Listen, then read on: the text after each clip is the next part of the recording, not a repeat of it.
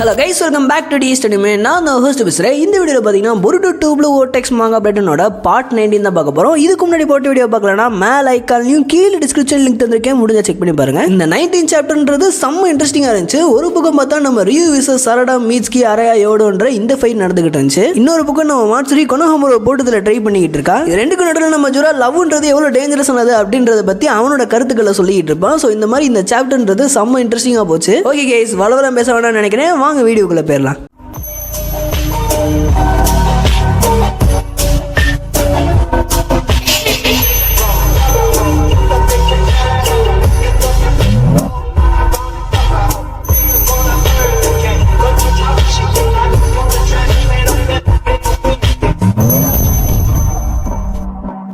போன சாப்டர் கடைசிலேயே ரியூ இவங்க 4 பேரும் நம்மளை ஏமாத்துறாங்கன்றதை கண்டுபிடிச்சிருப்பான். அதோட விளைவா ரியூ விசஸ் சரடா மீட்ஸ்கி அரயா யோடோன்ற ஃபைட்டு ஸ்டார்ட் ஆயிருக்கும். இப்போ ரியூ அவனோட அயன் சாண்டை யூஸ் பண்ணி எல்லாரையுமே பப்பட் மாதிரி கண்ட்ரோல் பண்ண ஆரம்பிச்சிருப்பான். எக்ஸப்ட் அரயாட்ட லோட் ஸ்டோன் சாண்ட் சீலிங் பிளேடுன்னு ஒரு பிளேடு இருந்துக்கும். அந்த பிளேடை யூஸ் பண்ணி நம்ம அரயாவால் அயன் சாண்டை டிஃப்ளெக்ட் பண்ண முடியும். இந்த பிளேடை யூஸ் பண்ணி போன சாப்டர்லேயே நம்ம அரயா யோடோ அண்ட் சரடா ரெண்டு பேத்தையுமே ரியூவோட புடியிலிருந்து காப்பாத்திருப்பான். அதோட போன சாப்டர் முடிஞ்சிருக்கும். இந்த சாப்டரோட ஸ்டார்டிங்ல ஃபிளாஷ்பேக்கை காட்டுறாங்க. இந்த ஃபிளாஷ்பேக்ல நம்ம ஷிங்கி தான் அரயா அந்த லோட் ஸ்டோன் சாண்ட் சீலிங் பிளேடுன்றத கொடுக்குறான். அப்படி கொடுக்கறதுக்கு முன்னாடி அந்த பிளேட்ல நம்ம ஷிங்கியா அவனோட சக்கராவை இன்ஃபியூஸ் பண்ணிட்டு தான் கொடுக்குறான். அதை வாங்கின அரயா இப்போ இந்த ஸ்வாட்ல என்னடா பண்ண அப்படின்ற மாதிரி நம்ம ஷிங்கிட்ட கேட்க, அதுக்கு ஷிங்கி இந்த பிளேட்ல நான் என்னோட சக்கராவை இன்ஃபியூஸ் பண்ணி கொடுத்துருக்கேன். ஸோ நான் எப்படி அயன் சாண்டை கண்ட்ரோல் பண்றேனோ அதே மாதிரி நீ இந்த பிளேட்ல உன்னோட வின் ஸ்டைல் அப்ளை பண்ணி யூஸ் பண்ணும்போது ஒன்னாலையும் என்ன மாதிரியே சிமிலரா அயன் சாண்டை கண்ட்ரோல் பண்ண முடியும் அப்படின்ற மாதிரி நம்ம ஷிங்கி சொல்ல, இதை கேட்ட அரயா, டே நீ எல்லாம் தெரிஞ்சுதான் என்கிட்ட இந்த ஸ்வாடை கொடுக்குறியா? நான் இந்த ஸ்வாடை வச்சு உன்னை எதிர்த்து ஸ்பேர் பண்ணனா உன்னால ஒரு ஃபைட்ல கூட ஜெயிக்க முடியாது, அது உனக்கு தெரியும்ல அப்படின்ற மாதிரி நம்ம அரயா ஷிங்கிட்ட கேட்கறான். இதை கேட்ட ஷிங்கி, டே எனக்கு என்ன தெரியாதாடா, நான் தெரியாமலே உன்கிட்ட அந்த ஸ்வாடை கொடுத்துருக்கேன். ஏதாச்சும் ஒரு நேரத்தில் நான் உன்னை எதிர்த்து சண்டை போட வேண்டிய நிலைமை வந்துச்சுன்னா அப்போ உனக்கு இது யூஸ்ஃபுல்லாக இருக்கும். இது எல்லாமே எங்கள் அப்பாவை ப்ரொடெக்ட் பண்ணுறக்காண்டி தான். எங்கள் அப்பாவை ப்ரொடெக்ட் பண்ணுறக்காண்டி நம்ம 3 பேருமே நம்மளோட பவர் லெவலை அப்கிரேட் பண்ணணும், நம்ம இன்னும் பவர்ஃபுல் ஆகணும் அப்படின்ற மாதிரி நம்ம ஷிங்கி சொல்கிறான். இதை கேட்ட அரயா கொஞ்சம் காண்டில், என்னடா இது எப்போ பார்த்தாலும் அப்பா இது அப்பா அது, அப்பாவை ப்ரொடெக்ட் பண்ணணும் அப்பாவை காப்பாற்றணும்னு எப்போ பாரு உன்னோட தத்தெடுத்த அப்பாவை பற்றியே பேசிக்கிட்டு இருக்க, என்ன நினைச்சுக்கிட்டு இருக்க அப்படின்ற மாதிரி நம்ம அரயா ஷிங்கிட்ட கேட்க, அதுக்கு ஷிங்கி, அஃப்கோர்ஸ் நான் எங்க அப்பாவை பத்தி பேசுறதுல என்னடா தப்பு அப்படின்ற மாதிரி நம்ம அரயாட்ட கேட்கறான். அதுக்கு அரயா, நீ யோடு மேலேயும் கொஞ்சம் அட்டென்ஷன் கொடுறா அப்படின்ற மாதிரி நம்ம ஷிங்கிட்ட சொல்ல, இதை கேட்ட ஷிங்கியும், டேய் நான் மட்டும் எங்க அப்பாவை பத்தி பேசுறேன்ற சொல்ற, நீ மட்டும் என்னவா எப்ப பார்த்தாலும் நீ யோடோவை பத்தி தான் பேசுற அப்படின்ற மாதிரி நம்ம ஷிங்கி அரயாட்ட சொல்றான். இதை கேட்ட அரயாவும் கொஞ்ச நேரம் யோடோவை பார்த்துட்டு, டேய் நானும் அப்படி எங்கேயுமே பேசலையடா, நான் எப்படா யோடோவை பத்தி பேசுனேன் அப்படின்ற மாதிரி நம்ம அரயா சொல்றதோட அப்படியே அந்த பிளாஷ்பேக்கை கட் பண்ணி ரியாலிட்டியை காமிக்க ஆரம்பிக்கிறாங்க. ஸோ போன சாப்டர்ல நம்ம அரயா சரடா அண்ட் யோடோ இவங்க 2 பேத்தையுமே ரியூவோட புடியிலேருந்து ரிலீஸ் பண்ணியிருப்பான் இல்லையா, அதே மாதிரி இந்த சாப்டர்ல ஃபர்ஸ்ட் எடுத்தோடனே மீட்ஸ்கியை ரிலீஸ் பண்றான். போன சாப்டர்ல எப்படி நம்ம அரயா அண்ட் யோடோ இவங்க 2 பேத்தையுமே அவனோட ஸ்வாட் ஸ்லாஷை யூஸ் பண்ணி ரிலீஸ் பண்ணணும், அதே மாதிரி இந்த சாப்டர்லயும் நம்ம மீட்ஸ்கியா அவனோட ஸ்வாட் ஸ்லாஷை யூஸ் பண்ணி ரிலீஸ் பண்றான். அப்போ மீட்ஸ்கி அரயா கிட்ட தேங்க்யூ சொல்ல, இதை கேட்ட அரயா, டே இந்த தேங்க்யூல எனக்கு சொல்லாத, நம்ம ஷிங்கியை காப்பாத்தினதுக்கு அப்புறம் அவன் கிட்ட இந்த தேங்க்யூலாம் சொல்லு. ஸோ இப்போதைக்கு மீட்ஸ்கி அண்ட் சரடா நீங்க 2 பேருமே ரியூவை அட்டாக் பண்றதுல கான்சென்ட்ரேட் பண்ணுங்க, நான் அவனோட அயன் சாண்டை யூஸ் பண்ண விடாம பாத்துக்கிறேன் அப்படின்ற மாதிரி நம்ம அரயா சொல்ல, இதை கேட்ட ரியூ, ஹோ எல்லாருமே செம்ம கான்ஃபிடென்ட்டா இருக்கீங்க போல சார். ரைட்டு, நீங்க கான்ஃபிடென்ட்லாம் இருக்கலாம் சரி, ஆனா என்னைய அண்டர் எஸ்டிமேட் பண்ற மாதிரி தெரியுது. பண்ணுங்க எனக்கு ஒன்றும் பிரச்சனை இல்லை, ஆனா நீங்க இப்படி என்னை அண்டர் எஸ்டிமேட் பண்றது எனக்கு கொஞ்சம் வெறியாகுது. அந்த வெறியெல்லாம் உங்க மேல தான் காட்ட போறேன் அப்படின்னு மாதிரியும் அவனோட அயன் சாண்டை செம்ம ஃபோர்ஸா லான்ச் பண்றான். ஸோ இப்படி செம்ம ஃபோர்ஸா வந்த அயன் சாண்டை நம்ம அரயா அவனோட சாண்ட் சீலிங் பிளேடை யூஸ் பண்ணி முக்காவாசி பிளாக் பண்ணிடுறான். இந்த குரூப்லேயே நம்ம யோடோக்கு கொஞ்சம் காது ஷார்ப் இல்லையா, ஸோ அவ டக்குன்னு ஏதோ ஒன்று நோட்டீஸ் பண்ணி இந்த 7 o'clock சைட்ல இருந்து ஒரு அட்டாக் வருது அப்படின்ற மாதிரி சொல்ல, அதாவ சொன்ன பக்கத்துல இருந்து மலை மாதிரி அயன் சாண்டுன்றது வருது. இதை நோட்டீஸ் பண்ண அரயா அந்த மலை மாதிரி வந்த அயன் சாண்டை அவனோட சாண்ட் சீலிங் பிளேடை யூஸ் பண்ணி ஒரு ஸ்லாஷை போட, அந்த ஸ்லாஷ்ன்றது அந்த அயன் சாண்ட் எல்லாத்தையுமே டிசன்டிகிரேட் பண்ணிடுது. அப்போ எல்லாத்தையும் பார்த்தா நம்ம ரியூ, சார் ரைட்டு, நீங்க எல்லாருமே வெறும் வாய் பேச்சு மட்டும் தான் நினைச்சேன், ஆனா பரவாயில்ல நீங்க எல்லாருமே நல்லா தான் செயல்படுறீங்க அப்படின்ற மாதிரி நம்ம ரியூ பேசிக்கிட்டு இருக்கும் போதே டக்குன்னு நம்ம சரடா ரியூ நோக்கி ஓடுறா. இப்படி ஓடிக்கிட்டு இருக்கும் போதே ஹேண்ட் சைனை போட்டு ஃபயர் ஸ்டைல் ஃபயர் பால் ஜுட்ஸு அப்படின்னு ஒரு அட்டாக்கை போட, அந்த ஃபயர் பால் ஜுட்ஸுன்றது ரியூ கிட்ட போகும்போது நம்ம ரியூ அவனோட அயன் சாண்டை யூஸ் பண்ணி பிளாக் பண்ணிடுறான். பட் இப்படி ரியூ நம்ம சரடாவோட ஃபயர் பால் ஜுட்ஸுவை பிளாக் பண்ண அடுத்த செகண்டே அவன் பின்னாடி என்னமோ தரையை பொளக்குற மாதிரி சவுண்டு கேட்குது. என்ன நம்ம ரியூ திரும்பி பார்த்தா ஏகப்பட்ட மலைப்பாம்பு ரியூவை வந்து அப்படியே கேப்சர் பண்ணுது. அப்போ சைடில் பார்த்தா நம்ம மீட்ஸ்கி செம்ம ஃபாஸ்ட்டாக அவனோட சேஜ் மோட ஆக்டிவேட் பண்ணி ரியூ பக்கத்தில் வந்து நிற்கிறான் பாருங்க, தக்காளி வேற லெவலில் இருக்கு. இப்படி ரியூ பக்கத்தில் வந்து நம்ம மீட்ஸ்கி ஒரு செகண்ட் கூட வேஸ்ட் பண்ணாம ரியூ மேலே அவனோட பாம்பை வச்சு அட்டாக் பண்ண ட்ரை பண்ணுறான். பட் அந்த அட்டாக்ஸ் வந்து ரியூ ரியூ மேல லான்ச் ஆகிறதுக்கு முன்னாடியே நம்ம ரியூ அந்த இடத்துல இருந்து டிஸ்இன்டிகிரேட் ஆகி மறைஞ்சு போயிடுறான். அதாவது நம்ம இட்டாச்சி எப்படி அவனோட க்ரோஸை யூஸ் பண்ணி ஒரு இடத்துல இருந்து பிரிஞ்சு போய் இன்னொரு இடத்துல ஒன்று சேர்ற மாதிரி காமிப்பாங்க இல்லையா, அதே மாதிரி இந்த இடத்துல ரியூ அவனோட பாடியை மொத்தமா அயன் சாண்டா மாத்தி மண்ணோடையும் காத்தோடையும் கலந்துட்டான். இதை பார்த்த மீட்ஸ்கி என்னடா அது கை கெட்டது வாய் கிட்டாம போயிருச்சு அப்படின்ற மாதிரி விட்டத்தை பார்த்த மாதிரியே நிக்கிறான். அப்ப யோடோட என்னடா அவனை பிடிச்சிட்டல அப்படின்ற மாதிரி நம்ம மீட்ஸ் கிட்ட வந்து கேட்க, இதை கேட்ட மீட்ஸ்கி பார்த்தா எப்படி தெரியுது, நான் அவனை பிடிச்சி வச்சிருக்க மாதிரியே தெரியுது, அவன் காத்தோட காத்தா மண்ணோட மண்ணாவும் கலந்து போயிட்டான் அப்படின்ற மாதிரி நம்ம மீட்ஸ்கி சொல்ல, அப்போ அரையா சார் ரைட்டு எல்லாரும் கொஞ்சம் கேர்ஃபுல்லா இருங்க, அவனால மறுபடியும் நம்மளோட பாடியை கண்ட்ரோல் பண்ண முடியும் அப்படின்ற மாதிரி நம்ம அரையா எல்லாருக்குமே ஒரு வார்னிங்கை கொடுக்குறான். இப்படி இவங்க பேசிக்கிட்டு இருக்கும் போதே நம்ம யோடா அவளோட ஷார்ப்பான காதை வச்சு தூரத்துல ஏதோ ஒன்று நோட்டீஸ் பண்றா. அப்படி நோட்டீஸ் பண்ணோன்னே இவங்க எல்லார்ட்டையுமே அதை சொல்லவும் செய்றா. ஹே கைஸ், நான் சொல்றது கரெக்டா என்னன்னு தெரியல, பட் அந்த 2 o'clock சைட்ல அயன் சாண்ட்ன்றது எல்லாமே ஒன்று கூடுற மாதிரி ஒரு சவுண்ட் கேட்குது அப்படின்ற மாதிரி நம்ம யோடா சொல்ல, இதை கேட்ட சரடா நீ சொல்றது வச்சு பார்த்தா அந்த ரியூ பைப்ல அங்கதான் இருக்கான் போலே அப்படின்ற மாதிரி நம்ம சரடா சொல்ல, அரையா டக்குன்னு உன்னோட ஸ்வாட் எடுத்து lode stone sand sealing blade அப்படின்ற மாதிரி ஒரு ஸ்லாஷ போட, அந்த ஸ்லாஷ்ன்றது பர்டிகுலரா நம்ம யோட சொன்ன இடத்தை கடந்து போகும்போது அந்த இடத்துல ஸ்கேட்டர் ஆயிருந்த அயன் சாண்ட் எல்லாமே ஒண்ணு கூடுது. அப்படி ஒண்ணு கூடுற அந்த அயன் சாண்டை பார்த்தா அதுல நம்ம ரியூ அப்பியர் ஆகுறான். இதை நோட்டீஸ் பண்ண ரியூ என்னடா அது இந்த பைப்லியால அயன் சாண்டை கேதர் பண்ண முடியுமா அப்படின்ற மாதிரி செம்ம ஷாக் ஆகுறான். இப்படி ரியூ அப்பியர் ஆகிறத பார்த்தோன்னே ஃபோக்ஸ் இதுதான் நம்மளுக்கு கிடைச்ச சான்ஸ், சீக்கிரமா போய் அட்டாக் பண்ணுங்கடா அப்படின்ற மாதிரி நம்ம அரையா சொல்ல, கிளிம்ஸ் ஆஃப் செகண்ட்ஸ்ல நம்ம மீட்ஸ்கி அவனோட அனகோண்டா பாம்பு எல்லாத்தையுமே ரியூவை நோக்கி பாய விடுறான். அந்த பாம்புன்றது கரெக்டா போன தடவை மாதிரியே ரியூவை கேப்சர் பண்ணிருது. இப்படி மீட்ஸ்கியோட பாம்பு ரியூவை கேப்சர் பண்ண அடுத்த செகண்டே நம்ம சரடாவோட ஷேரிங்கை ஆக்டிவேட் பண்ணி இனிமேல் உன்னால தப்பிக்கவே முடியாத ரியூ அப்படின்ற மாதிரி அவளோட ஸ்பெஷல் அட்டாக்கான சிடோரியை யூஸ் பண்றா. இப்படி ரியூ சரடாவோட சிடோரி அட்டாக்கை வாங்கின ஒரு சில செகண்ட்ஸ்லயே மறுபடியும் டிஸ்இன்டிகிரேட் ஆயிடுறான். அப்ப யோட சரடா கிட்ட என்னமா நீயாச்சும் பிடிச்சியா அப்படின்ற மாதிரி கேட்க, அப்ப சரடா இல்ல என்னால அவனை பிடிக்க முடியல, ஜஸ்ட் மிஸ்ல மண்ணா மாதிரி ஓடி போயிட்டான் அப்படின்ற மாதிரி நம்ம சரடா சொல்றான். இதை கேட்ட அரையாவும் மீட்ஸ்கியும் டேம் இட் டே, நீ இந்த உலகத்துல எங்க போய் ஒளிஞ்சாலும் உன்னை கொல்லாம போட மாட்டேன்டா அப்படின்ற மாதிரி நம்ம மீட்ஸ்கியும் அரையாவும் வெறி ஆகுறாங்க. அப்படியே கட் பண்ணி இந்த பக்கம் நம்ம கொனோஹாமுரு அண்ட் மாட்சுரியை காட்டுறாங்க. போன சாப்டர்ல நம்ம மாட்சுரி கொனோஹாமுரு மேல ஜெலஸ் ஆகி கொனோஹாமுரு அட்டாக் பண்ண ரெடியா இருப்பா. இந்த சாப்டர்ல நம்ம கொனோஹாமுருவை பிடிச்சி சோக் பண்ணிக்கிட்டு இருக்கா. நம்ம மாட்சுரி கடுப்புல கொனோஹாமுரு கிட்ட, டேய் கொனோஹாமுரு நான் உன்னை ஜஸ்ட் கொனோஹாமுரு சான்னு கூப்பிடணும்னு ஆசைப்படுறேன், ஆனா அதுக்கு ஒரு முட்டுக்கட்டையை போட்டு இது என்னமோ ஒரு பெரிய விஷயம் மாதிரி என்னை கொனோஹாமுரு சான்னு கூப்பிடான்னு சொல்றேன், நான் அப்படி கூப்பிடுறதுல உனக்கு என்னடா பெரிய பிரச்சனையா போகுது அப்படின்ற மாதிரி நம்ம மாட்சுரி கொனோஹாமுரு கிட்ட கடுப்புல கத்துறா. இதை கேட்ட கொனோஹாமுருவும், அடியே நான் உன்கிட்ட ஏற்கனவே இதை சொல்லிட்டேன், நீ என்னை அப்படி கூப்பிடுறது எனக்கு பிடிக்கல, அது எனக்கு சரியா படல அப்படின்ற மாதிரி நம்ம கொனோஹாமுரு சொல்ல, இதை கேட்ட மாட்சுரி நான் உன்னை கொனோஹாமுரு சான்னு கூப்பிடக்கூடாதுனா அப்புறம் எதுக்கு மோயகியை மட்டும் கொனோஹாமுரு சான்னு கூப்பிட விட்டேன், நான் உன்னை கொனோஹாமுரு சான்னு கூப்பிடக்கூடாதுனா அதே மாதிரி அந்த மோயகியும் உன்னை கொனோஹாமுரு சான்னு கூப்பிட்டுக்க கூடாதுல, ஆனா அவளை மட்டும் கூப்பிட விட்டுருக்க, இது உனக்கே அன்ஃபேர் இல்லையா, நான் மட்டும் கூப்பிடக்கூடாதுன்னு சொல்ற அப்படின்ற மாதிரி நம்ம மாட்சுரி கொனோஹாமுரு கிட்ட வாக்குவாதம் பண்றா. இதை கேட்ட கொனோஹாமுரு, இந்த பாரு மாட்சுரி, என்னோட ஃபீலிங்ஸை நான் உன்கிட்ட எக்ஸ்பிளைன் பண்ணணுன்ற அவசியம் இல்லை, என்னை அப்படி கூப்பிடாதனா நீ அப்படி கூப்பிடாத அப்படின்ற மாதிரி நம்ம கொனோஹாமுரு சொல்ல, இதை கேட்ட மாட்சுரி ஏன்டா இப்படி செல்ஃபிஷா இருக்க, உன்னை நான் கொனோஹாமுரு சான்னு கூப்பிடுறதுல உனக்கு என்ன ஆயிரப்போகுது அப்படின்ற மாதிரி நம்ம மாட்சுரி கொனோஹாமுரு கிட்ட கேட்க, இதை கேட்ட கொனோஹாமுரு, நான் செல்ஃபிஷ்னா நீயும் செல்ஃபிஷ் தான், நீ எதுக்கு என்னை அப்படி கூப்பிடணும்னு ஆசைப்படுற, ஏன்டி என்னை பிடிச்சி இப்படி வம்பு பண்ணிக்கிட்டு இருக்க அப்படின்ற மாதிரி நம்ம கொனோஹாமுரு சொல்ல, இதை கேட்ட மாட்சுரி நான் உன்னை வம்புழுத்தனா, நானும் உன்னை வம்புழுத்தேன், நான் பெசாட்டுக்கு உன்னைய கொனோஹாமுரு சான்னு கூப்பிட்டுக்கிட்டு இருந்தேன், ஆனா நீ தான் என்னை அப்படி கூப்பிடாதுன்னு என்னைய வம்புழுக்கிற, நீ தானே இந்த சண்டையை ஆரம்பிச்ச கொனோஹாமுரு சருட்டோபி அப்படின்ற மாதிரி நம்ம மாட்சுரி கொனோஹாமுரோட கழுத்தை பிடிச்சி நெரிக்க ஆரம்பிக்கிறா. ஸோ இப்படி ரெண்டு பேரும் பிரசன்ட் டைம்ல சண்டை போட்டுக்கிட்டு இருக்கத நம்ம எய்டாவோட சென்டிங்கான யூஸ் பண்ணி பார்த்துக்கிட்டு இருக்கா. எல்லாத்தையும் பார்த்த எய்டா மாட்சுரி இங்க கொனோஹாமுரு கூட சண்டை போடுற காரணமே வேற, அவ ஜஸ்ட் கொனோஹாமுருவை கொனோஹாமுரு சான்னு கூப்பிடுறதுக்காண்டி சண்டை போடல. ஸோ இவங்க ரெண்டு பேரும் ஒரு பெரிய ரிலேஷன்ஷிப்ல இல்லாதனால கொனோஹாமுரு சான்னு கூப்பிடாத அப்படின்ற மாதிரி சொல்றான். பட் அவளை பொறுத்த வரைக்கும் அந்த கொனோஹாமுரு சான்ன்றது ஒரு பெரிய எமோஷனை கன்சிடர் பண்றா போல அப்படின்ற மாதிரி நம்ம எய்டா யோசிச்சுக்கிட்டு இருக்கா. அப்ப நம்ம கோஜி எய்டா கிட்ட அங்க என்ன நடந்துகிட்டு இருக்கு, என்ன சிச்சுவேஷன் அப்படின்ற மாதிரி நம்ம எய்டாட்ட கேட்க, அதுக்கு எய்டா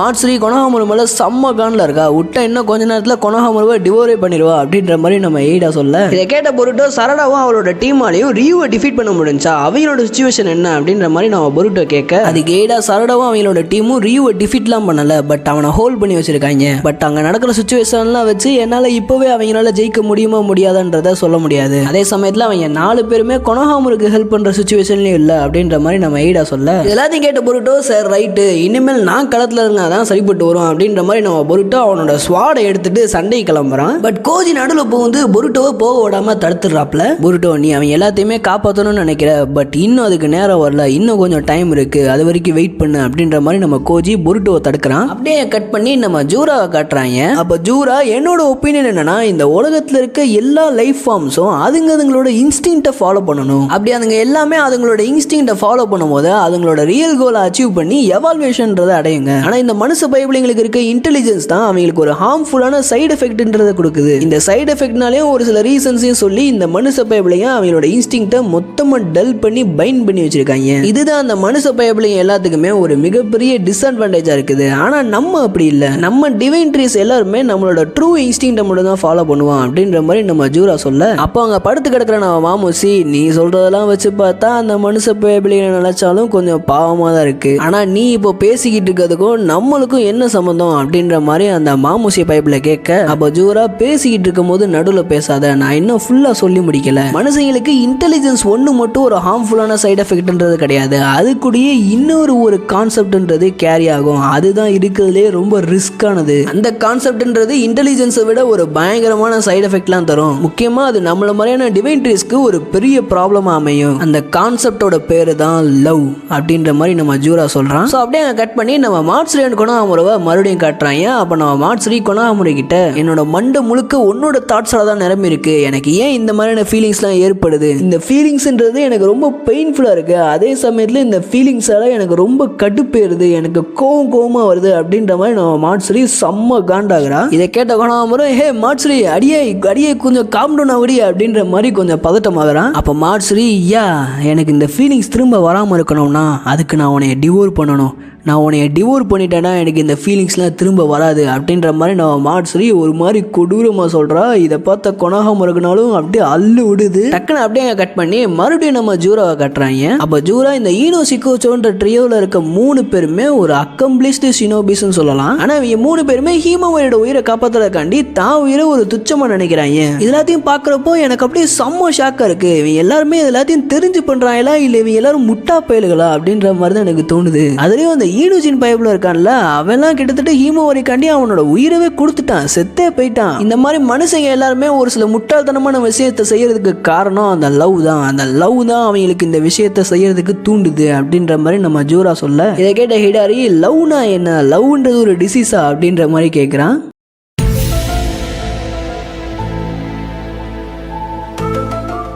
அதே சமயத்தில் இவங்க 3 பேர் இப்படி ஒன்றா உட்காந்து பேசுகிறத பார்க்கும்போது எனக்கு அப்படியே கொஞ்சம் நாஸ்டாலஜிக்காக இருக்குது. அதாவது அந்த ஃப்ரெண்ட்ஸ்லாம் ஒன்றா சேர்ந்து, டே இந்த இடத்துல இதெல்லாம் நடந்துச்சுடா, டே இங்கே என்ன நடந்துச்சு தெரியுமா, அங்கே அப்படி நடந்துச்சுடா அப்படின்ற மாதிரி ஏகப்பட்ட கதையை பேசுவாங்க இல்லையா, அதே மாதிரி இவங்க 3 பேர் ஒன்றா சேர்ந்து பேசிக்கிட்டு இருக்காங்க. ஸோ பேக் டு த மாங்காக்கு வந்தோம்னா நம்ம ஜூரா ஹிடாரி கிட்ட, எனக்கு இந்த லவ்வை எப்படி மென்ஷன் பண்ணணும்னு தெரியல, அது எப்படி இருக்கும் அதெல்லாம் எனக்கு பற்றி சரியாக தெரியல. ஆனால் இந்த லவ்ன்றது நம்மளுக்கு மட்டும் இல்லை, இந்த உலகத்தில் இருக்க எல்லா லைஃப் ஃபார்ம்ஸ்க்குமே ஒரு பிரச்சனை தான். அந்த பிரச்சனையை எப்படி ஓவர் கம் பண்றதுன்றா நம்ம கண்டுபிடிக்கணும். நான் இங்க பேசிக்கிட்டு இருக்கிறது உனக்கு நல்லாவே கேட்கும்னு நினைக்கிறேன் மார்ட்ஸ்ரீ. ஸோ நம்ம எல்லாருமே இந்த லவ்ன்ற ஒரு டேஞ்சரஸான கான்செப்டை ஓவர் கம் பண்ணணும் அப்படின்ற மாதிரி நம்ம ஜூரா சொல்றதோட மறுபடியும் நம்ம சரடா மீட்ஸ்கி அரையானியோட 4 பேத்தையுமே காட்டுறாங்க. 4 பேருமே பாலைவனத்துல பன்னு நம்ம ரியூவை தேடிக்கிட்டு இருக்காங்க. அப்போ நம்ம ரியூ இருக்க இடத்த சென்ஸ் பண்ணிட்டு டக்குன்னு நம்ம அரையா கிட்ட, அவன் நம்ம தலைக்கு மேலதான் இருக்கான், வானத்துல பறந்துகிட்டு இருக்கான் அப்படின்ற மாதிரி நம்ம அரையா கிட்ட சொல்ல, அரையா எல்லாரும் ரெடியா இருங்க, நான் போன தடவை மாதிரியா அவனை மறுபடியும் ட்ராக் பண்றேன் அப்படின்னு சொல்லிட்டு மறுபடியும் அவனோட ஸ்வாட ஸ்லாஷ் பண்ண,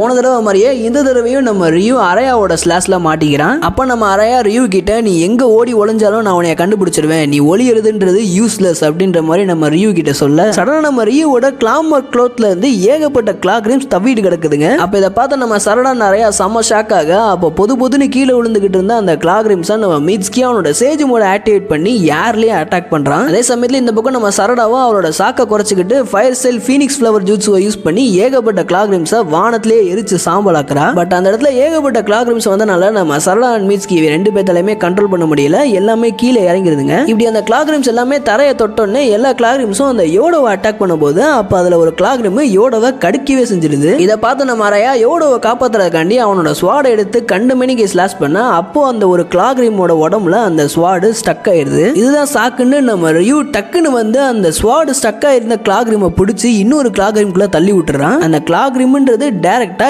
இன்னொரு கிளாக் ரீமோட கிளா மார்க்ஸை யூஸ் பண்ணி அரயாவோட ஸ்வாடோட வேற ஒரு இடத்துக்கு டெலிபோர்ட் ஆயிருது. இதை பார்த்து நம்ம அரயா ஒத்தா என்னோட பிளேடு தூக்கிட்டு ஓடிடுச்சுடா அப்படின்ற மாதிரி செம ஷாக் ஆகுறான். அப்ப நம்ம Rio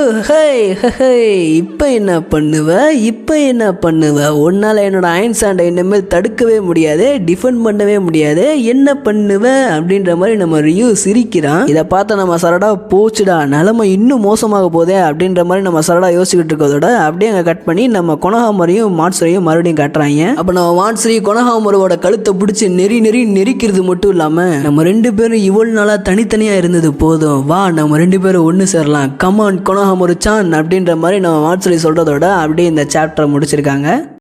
Come, let's enjoy ourselves. Give a beautiful kiss to your great king, baby.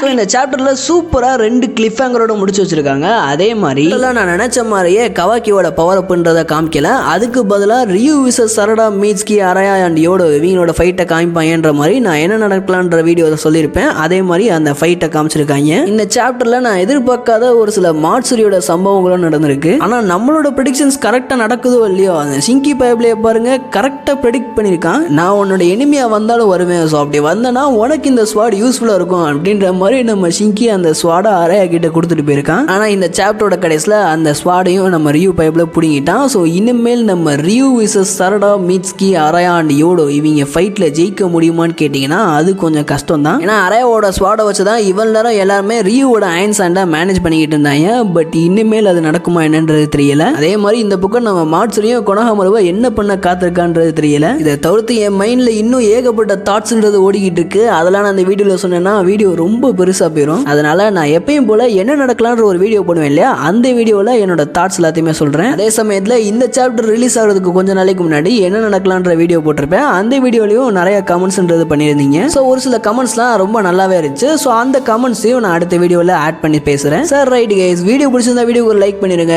இந்த வீடியோ பிடிச்சிருந்தா டி சினிமா சேனலில் போகிற எல்லா வீடியோ பிடிக்கும். ஸோ மறக்காம செக் பண்ணி பாருங்க. ஓகே கைஸ், இதே மாதிரி அமேசிங்கான வீடியோவில் பார்க்கலாம். Until then, bye from DXD Anime.